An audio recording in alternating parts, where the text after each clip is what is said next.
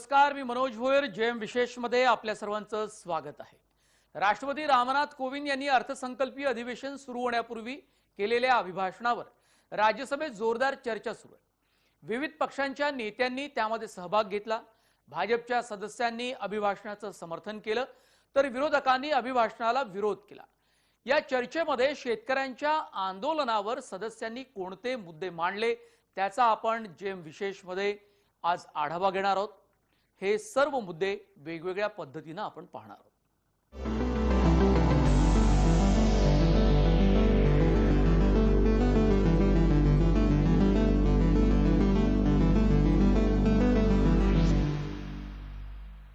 Poetic justice foundation ही संघटना दिल्लीमधील शेतकरी आंदोलनाला पाठिंबा देत आहे. या संघटनेने तयार केलेल्या टूलकिट वरून दिल्ली पोलिसांनी गुन्हा दाखल केला. ग्रेटा थनबर्गनं हे टूलकिट तिच्या ट्विटर अकाउंटवर शेअर केले. शेतकऱ्यांना पाठिंबा देण्यासाठी कशा प्रकारे आंदोलन करायचं याची माहिती त्यामध्ये. हे टूलकिट भारत विरोधी असल्याची टीका कृषी कायद्यांचे समर्थक करतात.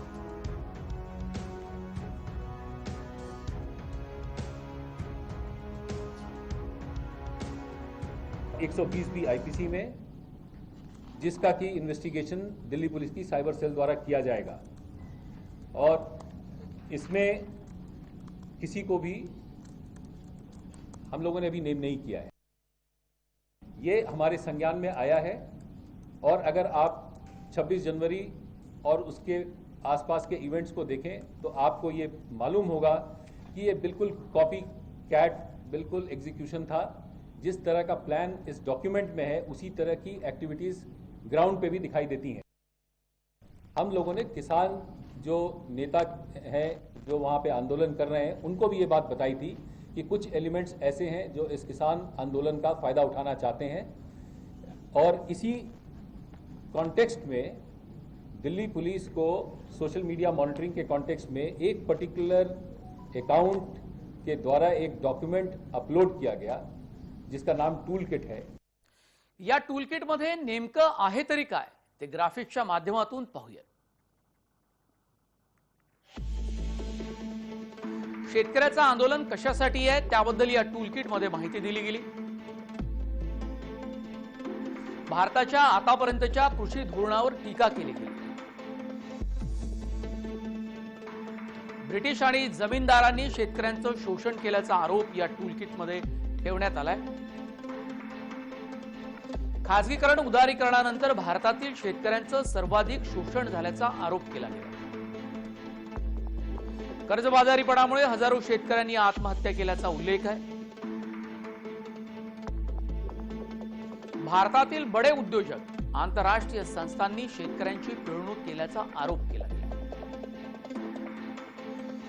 जगाचं पर्यावरण नष्ट करणारे शेतकऱ्यांच्या विनाशाला कारणीभूत असल्याचा आरोप देखील या टूलकिट. शेतकऱ्यांना पाठिंबा देण्यासाठी तातडीनं हाती घेण्याचा कृती कार्यक्रम त्याचीही नोंद या टूलकिट मध्ये. आपापल्या सरकारी प्रतिनिधींना फोन करण्याचं, ईमेल करण्याचं आवाहन करण्यात आलं आहे. फार्मर प्रोटेस्ट आणि स्टँड विथ फार्मर्स हे हॅशटॅग वापरण्याचं आवाहन या टूलकिट मध्ये केलं गेलं आहे. 13-14 फेब्रुवारीला विविध ठिकाणी निदर्शनं करण्याचं आवाहन देखील या टूलकिट मध्ये करण्यात आलंय. सोशल मीडियावर फोटो आणि व्हिडिओ मेसेज शेअर करण्याचं आवाहन केलं. पंतप्रधान नरेंद्र मोदींचं कार्यालय नरेंद्र तोमर यांना टॅग करून ट्विट करण्याचं सुद्धा आवाहन करण्यात आलं.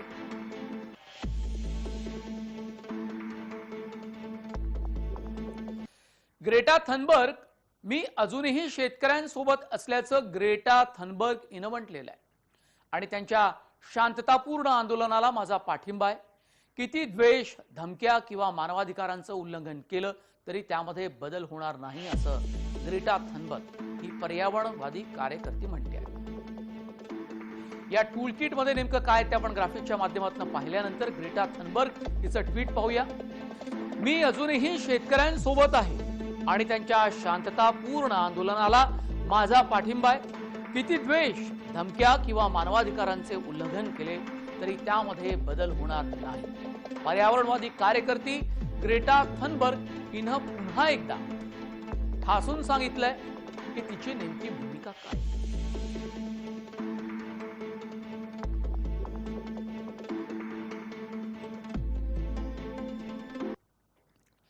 पॉप गायिका रिहाना आणि त्यानंतर ग्रेटा थनबर्गनं शेतकऱ्यांच्या आंदोलनाला पाठिंबा देणारं ट्विट केलंय. आंदोलकांना पाठिंबा देणाऱ्या आणि सरकारला पाठिंबा देणाऱ्या सेलिब्रिटीजने काय म्हटलं तेही पाहूया ग्राफिक्सच्या माध्यमातून. आपण शेतकऱ्यांच्या आंदोलनाबाबत भारत सरकारच्या भूमिकेवर का बोलत नाही असा सवाल पॉप गायिका रिहाना हिनं अमेरिकेतनं केलाय.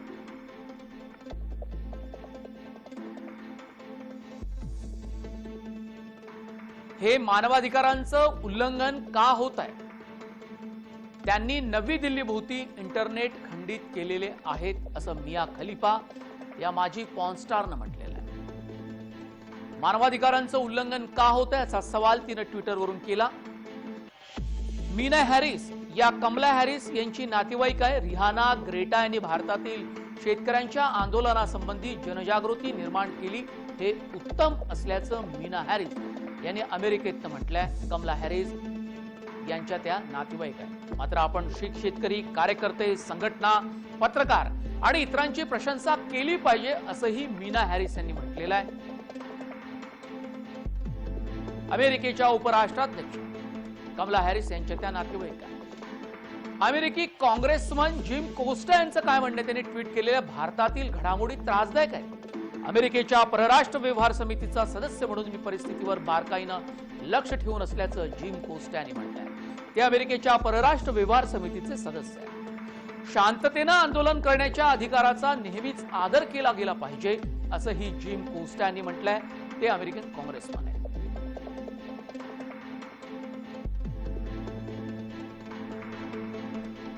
आता क्लॉडिया वेब काय म्हणतात. ब्रिटिश खासदार आहेत क्लॉडिया वेब. भारतीय शेतकऱ्यांचे आंदोलन आता सरकार पुरस्कृत हिंसेच्या बातम्या येत आहेत. भारतीय शेतकऱ्यांचं आंदोलन आमच्या सरकारनं तातडीनं पाण्याचे फवारे, अश्रुधूर आणि लाठीमार यांच्यासाठीच्या हत्यारांची विक्री बंद केली पाहिजे असं क्लॉडिया वेब यांनी म्हटलं. त्यांचा वापर भारतातील शेतकऱ्यांविरोधात होऊ शकतो. शांततेनं आंदोलन करणे हा मानवाधिकार असल्याचं क्लॉडिया वेब यांनी स्पष्ट केलं. त्या ब्रिटिश संसदेच्या खासदार आहेत, सदस्य. जेमी मॉर्गोलिंग या दिग्दर्शिका आहे. आंतरराष्ट्रीय स्तरावर त्यांचं नाव आहे. जगानं भारतीय शेतकऱ्यांच्या बाजूने उभं राहणं आवश्यक आहे. हवामान बदलाचा फटका हा शेतकऱ्यांना सर्वाधिक बसतो असं जेमी मॉर्गोलिंग याने ट्विटवर म्हटलं. जगानं भारतीय शेतकऱ्यांच्या बाजूने उभं राहिलं पाहिजे असंही त्या म्हणाल्या. शेतकरी नसतील तर अन्न मिळणार नाही. कृपया शेतकऱ्यांच्या आंदोलनाला पाठिंबा द्या असं आवाहन जेमी मॉर्गोलिंग या दिग्दर्शिकेनं म्हटलेलं आहे. भारताच्या सार्वभौमतेविषयी तडजोड शक्य नाही. बाह्य शक्ती आमच्या देशातील घडामोडीकडे पाहू शकतात. सचिन तेंडुलकर यांचं म्हणणं आहे. माजी क्रिकेटपटू सचिन तेंडुलकर यांचं शेतकऱ्यांच्या आंदोलनावर ट्विट, पण त्यामध्ये सहभागी होऊ शकत नाही. भारतासंबंधीचा निर्णय भारतीयच घेतील असं तेंडुलकर म्हणाले.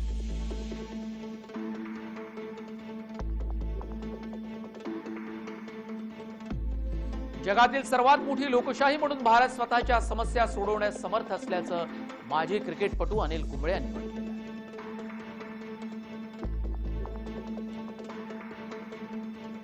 विराट कोहली यांचं म्हणणं आहे, या असहमतीच्या काळात एकत्र राहूयात. शेतकरी देशाचा अविभाज्य भाग आहे आणि सर्व गटांमध्ये सलोख्यानं तोडगा निघेल याची मला खात्री असल्याचं कोहली यांनी म्हटलं.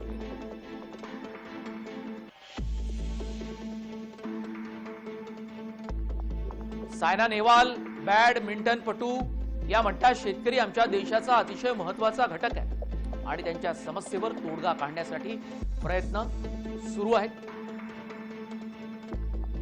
मतभेदांकडे लक्ष देण्याऐवजी त्याकडे लक्ष देऊ.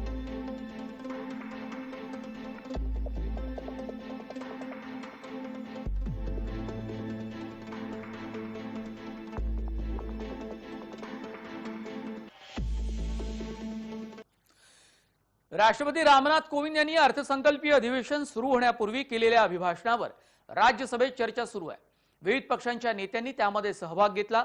राष्ट्रीय जनता दलाच्या मनोज कुमार झा यांनी चर्चेमध्ये सहभाग घेताना दिल्लीच्या सीमेवर आंदोलन करणाऱ्या शेतकऱ्यांना खलिस्तानी, पाकिस्तानी, दहशतवादी संबोधलं गेल्याबद्दल तीव्र नाराजी व्यक्त केली। सध्याच्या सरकारनं इतिहासाकडून शिकावं असा सल्ला त्यांनी दिलाय।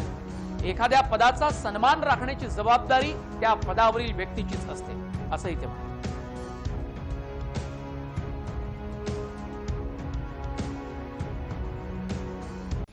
सर, मैं कॉलेज का विद्यार्थी था। हमने देखा है कि पंजाब और पूरे मुल्क ने क्या भुगता है। हम सब सर, आप तो सक्रिय राजनीति में थे सर। सक्रिय राजनीति में आपने देखा कि पूरे देश ने, हमने सिर्फ प्रधानमंत्री नहीं खोया, हमने हजारों लाखों जानें गंवाई। कुछ तो सीखे इतिहास से। इतिहास दोहराता नहीं है, लेकिन इतिहास प्रेरणा देता है, इतिहास निर्देश देता है, और हम उन निर्देशों को सुनना नहीं चाह रहे। शाम ढले, खालिस्तानी जमा हो गए, पाकिस्तानी जमा हो गए, टुकड़े टुकड़े गैंग जमा हो गए, नक्सली जमा हो गए, माओवादी जमा हो गए। सर, सबसे बड़ा टुकड़ा टुकड़ा गैंग वो है जो अपने भारत माता की संतान की पीड़ा को करुणा से ना समझे, दंभ से देखे, गुरूर से देखे। दंभ और गुरूर लोकतंत्र की जुबान नहीं है। सर, आप लोग कहते हो, आप बहुत लोग नहीं, कुछ आपके मंत्रीगण हैं, माननीय सभापति महोदय, वो 303 कहते हैं कि 303 का आंकड़ा है। सभापति महोदय, इस सदन ने, इतिहास ने इससे बड़े आंकड़े देखे हैं। कहां बिला गए, कहां गुम हो गए, किसी को पता नहीं।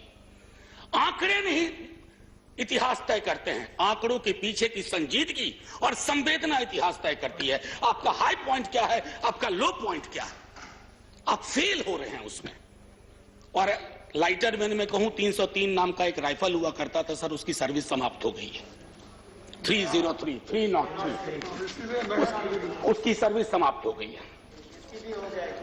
सर, मैं एक चीज और कह करके फिर मूल बिंदु पे आऊंगा। मैकबेथ से बहुत चीज हम सीखते हैं। शेक्सपियर ने ना जाने अद्भुत चीज लिख दी है। टेम्परेंस बहुत जरूरी है सत्ता प्रतिष्ठान में। कद तब बढ़ता है जब पद की गरिमा को आप समझते हैं। Boundless intemperance in nature is tyranny. It has been the untimely emptying of happy throne and fall of many kings. Intemperance अगर आपके स्वभाव में आ जाए तो सर, इसने कितने सिंहासन खाली करवा दिए, कितने राजाओं की घर वापसी करवा दी। थोड़ा सनद रहे, थोड़ा ध्यान रहे। Please. Hold it. That is not acceptable. माननीय सभापति महोदय, एक हल्के स्वर में एक बात कहना चाहता हूं। सेंट्रल हॉल का जिक्र जयराम रमेश जी कर रहे थे। वहां जब बैठता हूं ना, तो दल से ऊपर लोग सोचते हैं। कई हमारे भाजपा के मित्रों ने पूछा कि क्या इस आंदोलन का स्वरूप क्या है, कैसे खत्म होगा। दिक्कत है कि सेंट्रल हॉल में तो आप पूछ लेते हैं, सदन में आप जुबान नहीं खोलना चाहते हैं। मैंने पिछली बार जब यह बिल आया था, कहा था कि दलों के दायरे और उस विप से ऊपर निकल करके देखिए, किसान देख रहा, क्योंकि उसने विप जारी कर दिया है, और उसके विप को अगर आप नहीं सुन रहे हैं तो पता नहीं। लोकतंत्र में तो हम सुनते थे कि सुनना और सुनाना दोनों लोकतंत्र की अद्भुत कला होनी चाहिए। आप सुनाने में यकीन करने लगे हैं, सुनना आप भूल गए हैं। आम आदमी पक्षाचे खासदार संजय सिंह हे सुरुवातीपासूनच या कायद्याविरोधात प्रचंड आक्रमक राहिले। राष्ट्रपतींच्या अभिभाषणावरील चर्चेमध्ये सहभागी होताना त्यांनी केंद्र सरकार आणि सत्ताधारी भाजपवर जोरदार हल्ला चढवला। पंतप्रधान शेतकऱ्यांशी बोलू शकत नाहीत का, शेतकऱ्यांशी तुमचं शत्रुत्व आहे का, असे तिखट प्रश्न विचारतानाच हे कायदे मागे घ्यावेच लागतील असा इशारा त्यांनी दिला। आज मुल्क में जो हालात है किसान के मान्यवर, आज क्या हालत कर दी गई इस देश में। पिछले 76 दिनों से किसान आंदोलन पर है, उनके ऊपर लाठियां चलाई गई, आंसू गैस के गोले छोड़े गए, बूढ़े किसानों की आंखें फोड़ दी गई, कड़कती ठंड में पानी की बौछारें की गई। उनको आतंकवादी कहा गया, उनको गद्दार कहा गया, उनको खालिस्तानी कहा गया मान्यवर, उनको अपमानित किया गया। यहां तक कि भारतीय जनता पार्टी के एक विधायक ने कहा ये किसान नहीं आतंकवादी हैं, इनको सूट कर देना चाहिए और अगर दिल्ली पुलिस नहीं कर पाती तो मैं इनको जूतों से मारूंगा, जूतों से मारूंगा। ये भाजपा के लोग कह रहे हैं मान्यवर। इस देश के अन्नदाता जो आपको अनाज पैदा करके आपका पेट भरते हैं, आप उनको जूतों से मारने की बात करते हैं। 11 दौर की आप वार्ता कर चुके, सारी की सारी वार्ता फेल। आप कहते हैं मैं एक फोन कॉल की दूरी पर हूं। मैं पूछना चाहता हूं क्या इस सरकार के पास कॉल करने के लिए 2 रुपए भी नहीं है? अरे 2 रुपए नहीं है तो हम लोगों से ले लो, लेकिन कॉल कर लो किसानों को, कॉल कर लो किसानों को। उनकी पीड़ा चरम पर पहुंच चुकी है मान्यवर। 165 किसानों ने अब तक अपनी शहादत दी है। आप जाइए गाजीपुर बॉर्डर पे, वहां पे 97 साल के इलम सिंह आपको मिलेंगे। उनके 2 बेटे फौज में हैं, रो रो के कहते हैं मुझे इस उम्र में उग्रवादी कहा जा रहा है, नक्सलवादी कहा जा रहा है। उनकी पीड़ा है मान्यवर। आप जाइए टीकरी बॉर्डर पे, आप जाइए सिंगू बॉर्डर पे, पीड़ा के साथ वो लोग कहते हैं शहीद आजम भगत सिंह के वंशजों को, शहीद लाला लाजपत राय के वंशजों को, जलियांवाला बाग कांड में शहादत देने वालों के वंशजों को आप खालिस्तानी कह रहे हैं, आतंकवादी कह रहे हैं, उनको अपमानित करने का काम कर रहे हैं। मैं आपसे पूछना चाहता हूं क्या दुश्मनी है आपकी इन अन्नदाताओं से? चलिए सब कुछ कर लिया आपने, अब तो कम से कम उनके ऊपर दया कीजिए और ये तीनों काला कानून वापस लेना ही पड़ेगा, आपको लेना चाहिए। अब आपने जुल्म की इंतहा कर दी है। आप चले जाइए गाजीपुर बॉर्डर पे मान्यवर, कटीले तार, बड़े बड़े कीले गाड़ दी गई हैं, 12-12 इंच की कीले सड़कों पे गाड़ दी गई हैं। देखकर ऐसा लगता है कि दुश्मन देश की सेना आने वाली है। ऐसी स्थितियां दो परिस्थितियों में जन्म लेती हैं मान्यवर। जब देश का शासक अपनी जनता से डरने लगता है तो ऐसी सीमाएं बेड़ियां बनवाता है, या देश की जनता को शत्रु समझने लगता है तब ऐसी बेड़ियां लगवाता है। यह हो रहा है मान्यवर। आज इनके जुर्म के कारण हिंदुस्तान के महान किसान नेता बाबा महेंद्र सिंह टिकैत के बेटे राकेश टिकैत को रोना पड़ा और यह कहना पड़ा कि भाजपा के लोग घेर कर हमें लाठियों से पीटना चाहते हैं। यह आप करा रहे हैं, यह आप करा रहे हैं। आप डेमोक्रेसी की बात यहां पर करते हैं। हर तरफ जुल्म, हर तरफ एफआईआर, हर तरफ मुकदमे।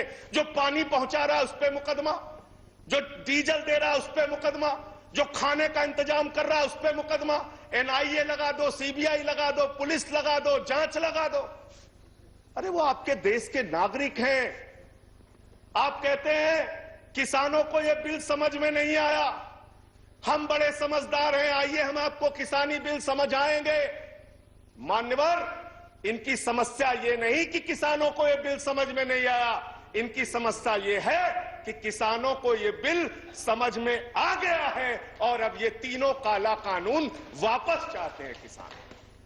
गेल्या वर्षी भाजपमध्ये प्रवेश केलेले आणि त्यापूर्वी लोकसभेत काँग्रेसची बाजू जोमानं मांडणारे माजी मंत्री ज्योतिरादित्य शिंदे यांनी चर्चेत सहभागी होताना काँग्रेसच्या नेतृत्वावर आणि माजी कृषी मंत्री शरद पवार यांच्यावर जोरदार टीका केली। काँग्रेस आणि राष्ट्रवादीने यापूर्वी कृषी बाजार समित्या बरखास्त करण्याचं आश्वासन दिलं होतं, याकडे त्यांनी सभागृहाचं लक्ष वेधून घेतलं।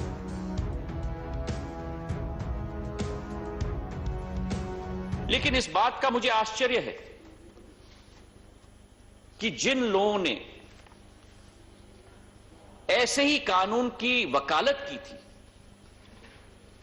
आज वो क्या कह रहे हैं। 2019 का अगर हम कांग्रेस पार्टी का चुनाव घोषणा पत्र पढ़े सभापति महोदय, और आपके समस्त में रखना चाहता हूं,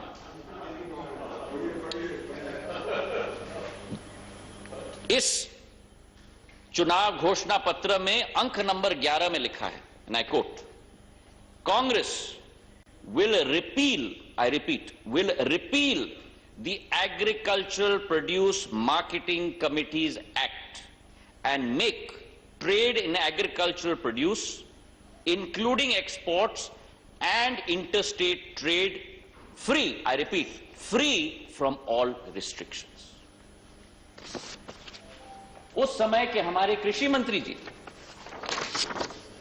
परम आदरणीय शरद पवार जी ने 2010 में और 11 में हर एक मुख्यमंत्री को चिट्ठी लिखी थी इसी संदर्भ में, और मैं कोट करना चाहता हूं जो शरद पवार जी ने हर एक मुख्यमंत्री को चिट्ठी में लिखा था।